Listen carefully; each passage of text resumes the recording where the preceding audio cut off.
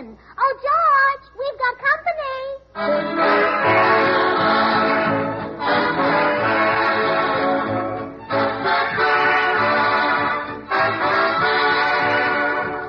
This is Bill Goodwin speaking for Lever Brothers, makers of Swan, the new white floating soap.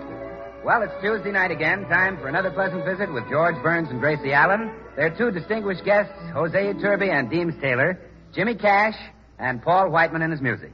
And now meet the people who live in the Burns house, George and Gracie.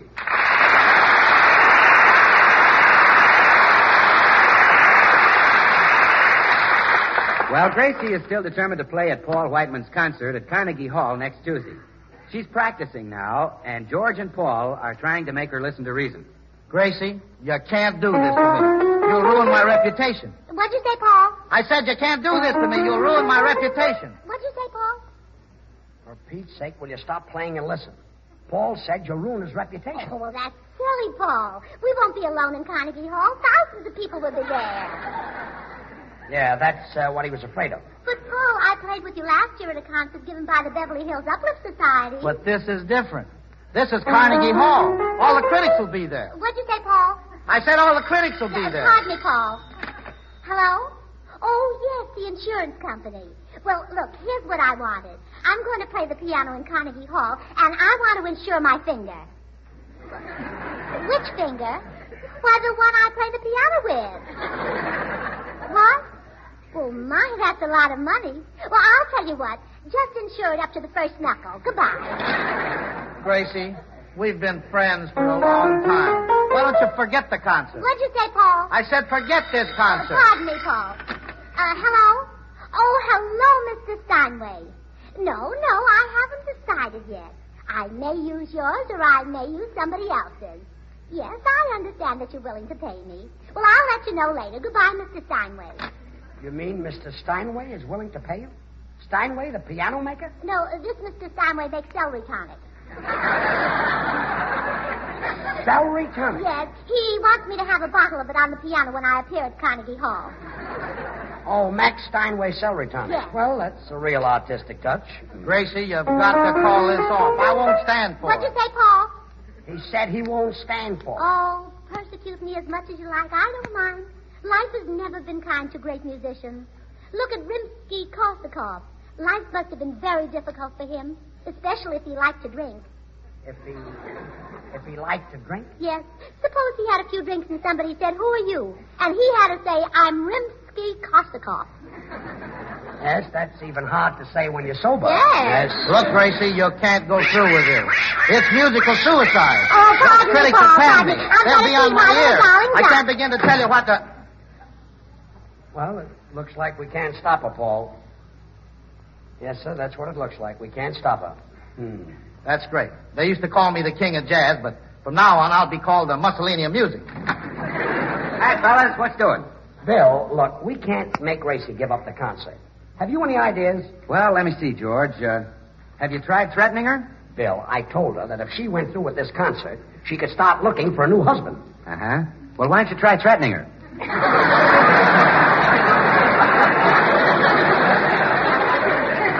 Well, what do you want me to do? Threaten to beat her? Threaten to whip her or to stop her? Oh, now, you can make a worse threat than that, George. What? Threaten to take away her Swan soap. Now, Gracie knows that Swan is the new white floating soap that's purer than finest Castiles, a regular suds and whiz. Bill, this is serious. Paul Whiteman's reputation is at stake. Yeah, what do you think those critics are going to do to me? The critics? Well, Paul, as the bar Swan said to the dirty dishes, here's where you get panned. Oh, no. You know, George, Swan is really great in that dishpan because it's purer than finest Castiles, and because it suds faster than other white floating soaps. And because it's purer than finest Castiles, it's kind to your hands. Helps keep them soft and lovely.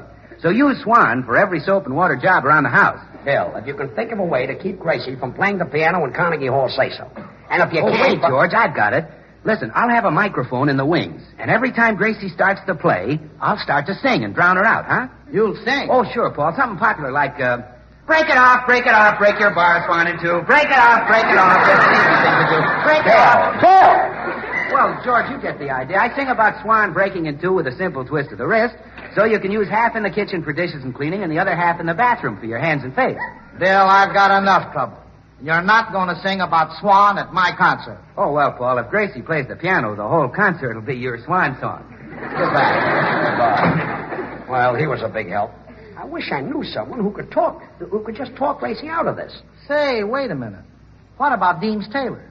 Deems Taylor? Yeah, you know that big shot with the Allegro and Dante mob? Do you really think he can help us? Sure. If Deems tells Gracie not to play, she won't play. Nobody in music packs more weight than he does. Well, I wouldn't say that, Paul. Slip of the tongue, George. Slip of the tongue. Oh, Gracie. In here. Gracie, I'd like to talk. Later, dear. Herman and I are busy discussing the opera, aren't we, darling? Well, that's fine. Discussing opera with a silly duck. Oh, yeah? Well, you're one with feathers. Well, I don't blame Herman a bit. He thinks we don't know anything about opera, Herman. Yeah. Well, come on, darling. Let's show him. Ready? Da da da da da da da da. Oh, no. Da da da da da da da. This is awful. It is not. Don't mind him, Herman. I think you're wonderful. Come on. Da da da da da da da da.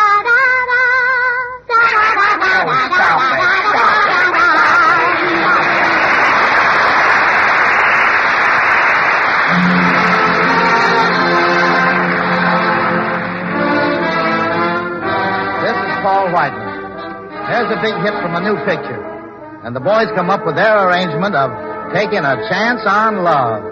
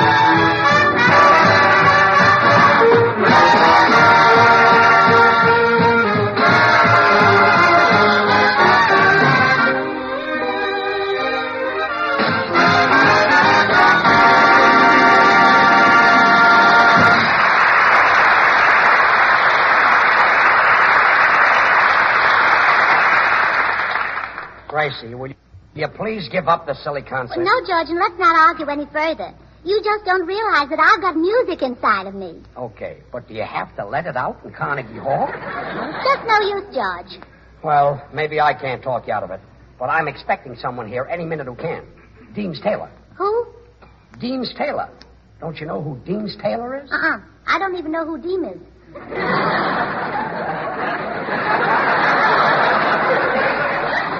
Gracie, Deems Taylor is one of the finest musicians in America. I don't care. He can't talk me out of it. But he's important.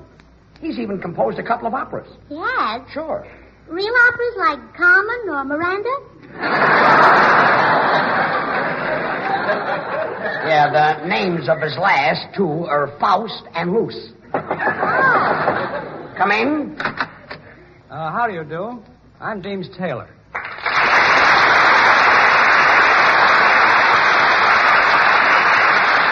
Well, come right in, Mr. Taylor. I'm George Burns, and this is Gracie. Hello, and you can't talk me out of it. Well, Gracie, in fairness to you, I think I ought to hear you play before we begin this discussion. Would you? Oh, well, gladly. This is the piece I'm going to present in Carnegie Hall. That's all of it? Well, yes. Didn't it do something to you? Certainly did. I'm sure it did something to Chopin, too, and he's not even here. You see, George, Mr. Taylor thinks I'm wonderful. You'd better straighten this out fast, Deems. Right. Gracie, I'm a man who has devoted his life to the classical traditions of music. In fact, well, many people refer to me as a long-haired musician. Oh, that's not nice. They shouldn't make fun of you just because you haven't... Gracie. Well, he hasn't. Never mind.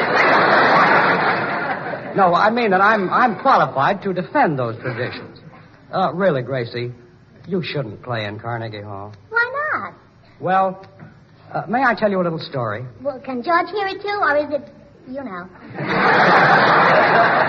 Well, no, this story hasn't even a trace of, you know. It concerns a young man of my acquaintance, a real virtuoso. Oh, doesn't drink or smoke, huh? As far as I know, he doesn't even chew gum. But that's beside the point. For years, this young man has been trying to get into Carnegie Hall. 12 hours every day he sits at the piano. No food, no rest. But he doesn't mind that. Only one thing bothers him. No cushion. He doesn't need a cushion. Gracie, don't you understand why I told you that story? Well, of course I do. Good. You want me to give the poor man a ticket to my concert? George. I know, Deems. That's Gracie. She must be so confusing to come home to.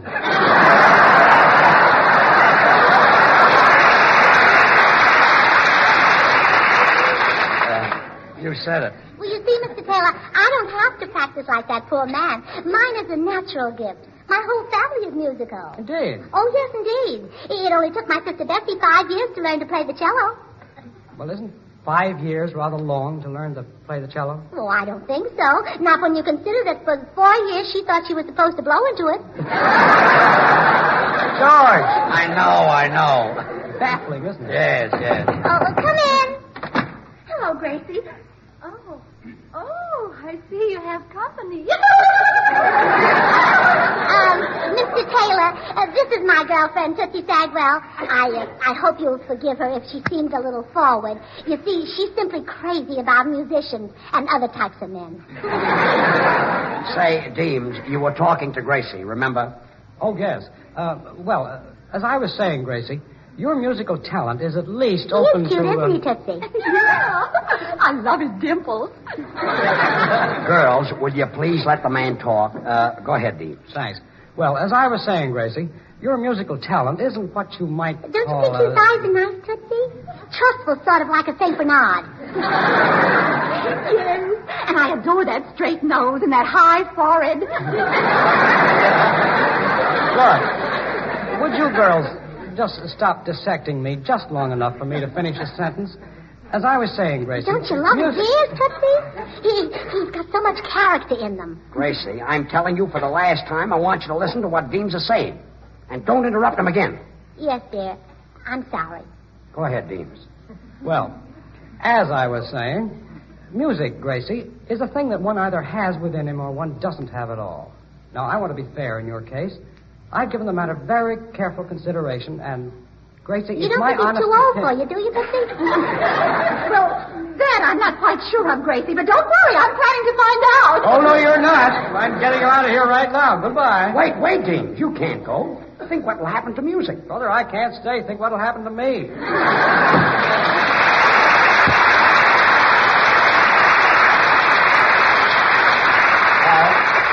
That's fine. Now look what you've done. Chase Deems Taylor right out of the place. Well, George, this time I don't blame you for being upset. I know you feel awful about it, and I do, too. Really, I do. Well, you ought to feel awful. Oh, I do. He was the nicest fiancé Tootsie ever had. Oh, don't cry, Tootsie. I'd do anything to get you a fella. Anything. I'd even give up my musical career. Oh, Gracie. Oh, Tootsie. Oh, nuts. Cut it out.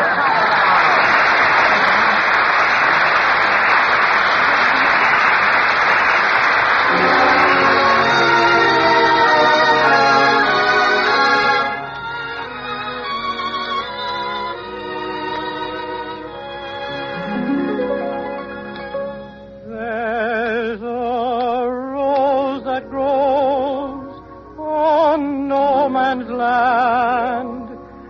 and it's wonderful to see. The rose Jimmy Cash is singing of is the girl who walks through the heat of gunfire, through the fog of shell smoke, who stops her march only to help the wounded. The girl who wears the Red Cross. It's the Red Cross which comes to the boys to heal their wounds. The men and women of the Red Cross stand beside our boys, beside your boy, in every battle zone.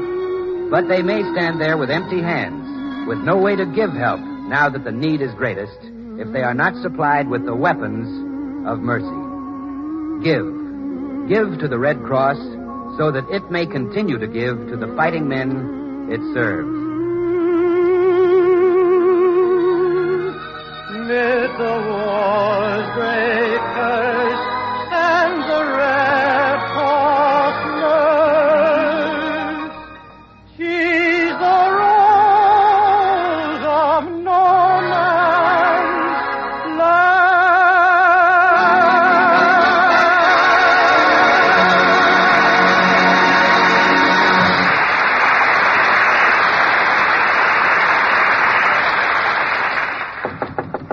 George, answer the door. I'm in here trying to comfort Tootsie. All right. How do you do? I'm for Iturbi.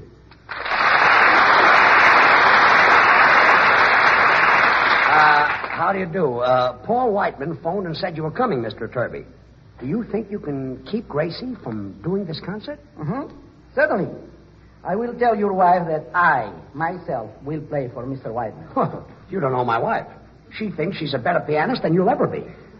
You must marry some very peculiar people, Mr. Burns. Yes, that I do. Oh, Gracie. Yes, sir. Gracie, I'd like you to meet Senor Jose Iturbi. Senor Iturbi? Oh, aren't you the man who sells my husband his cigars?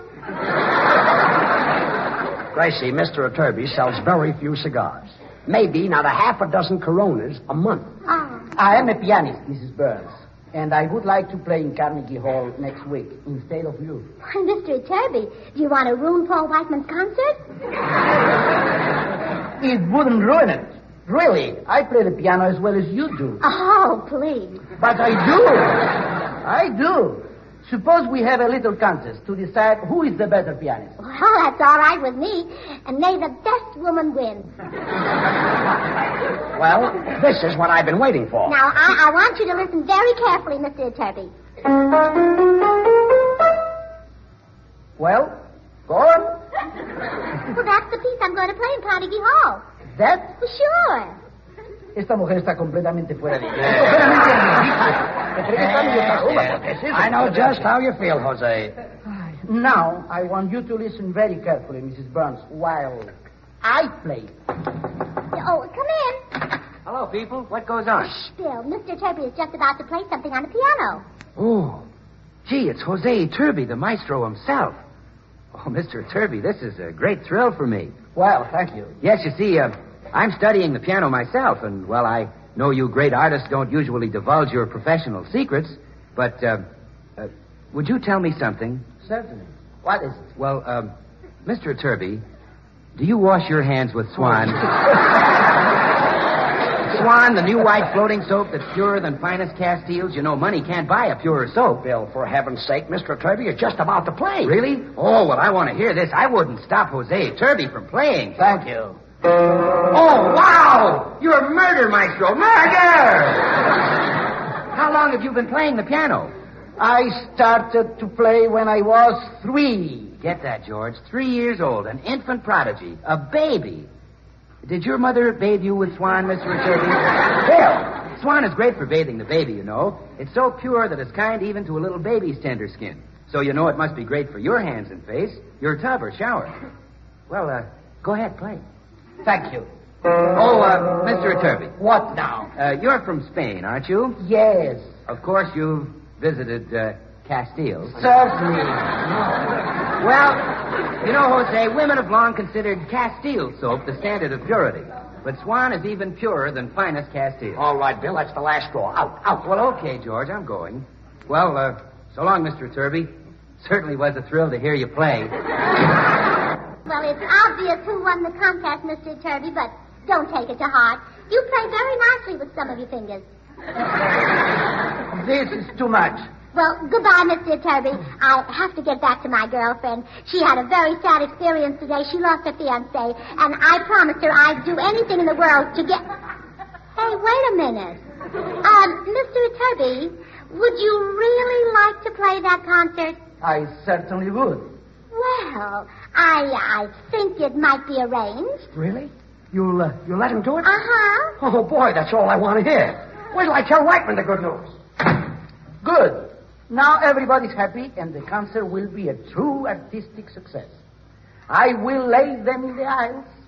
Well, so long. Oh, wait, Mr. Iturbi, that isn't all. Have you heard the expression, you scratch my back and I'll scratch yours? Mm-hmm. No, but it sounds like fun. Well, it means swapping favors. I've done you a favor. Now, I want you to do me a favor. What do you want me to do? Well, I want you to make love to a girl. That's a favor? Yes. What sort of a girl is she? Well, what sort of a girl do you like? Mm-hmm. Well, I like them blonde. I like them brunette. I like them tall. I like them short. See what I mean? Well, how wonderful. I found a man for Tootsie. Tootsie? Yeah, and just wait until you see her. She's so different. She's right in the other room. I must feast my eyes on this little tomato.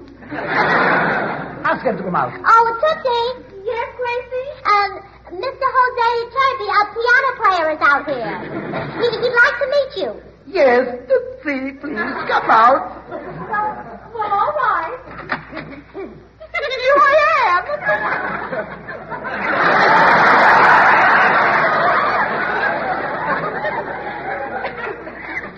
Please, go back in.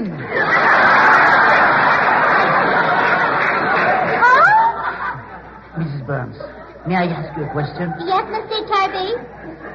This is, a girl? Well? I will go even further.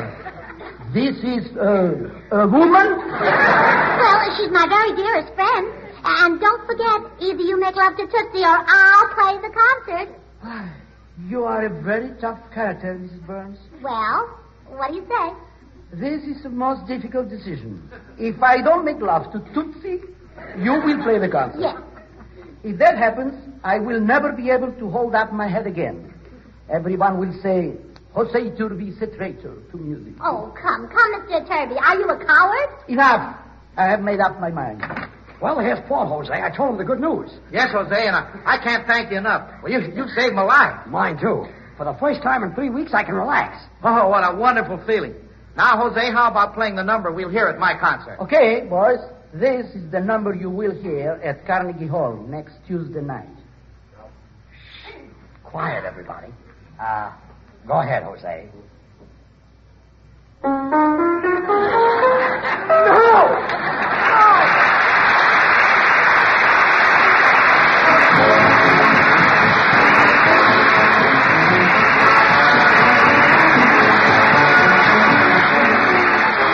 George and Gracie will be right back, so I've just time to remind you that although Swan is purer than finest Castiles, it's economical for every soap and water job around the house. In the bath, Swan gives more soap per penny than any leading toilet soap tested. And in the kitchen, Swan saves over easy-to-waste package soaps. So help save your hands, and incidentally save your pocketbook, with Swan, the new white floating soap that's purer than finest Castiles. And now here they are again, George and Gracie. George, I've been thinking things over. This concert is coming between us. It certainly is. After all, I'm first a wife and second a musician. That's right. My first duty is to you. Absolutely. Well, here's a ticket in the first row at Carnegie Hall next Tuesday. Good night, folks.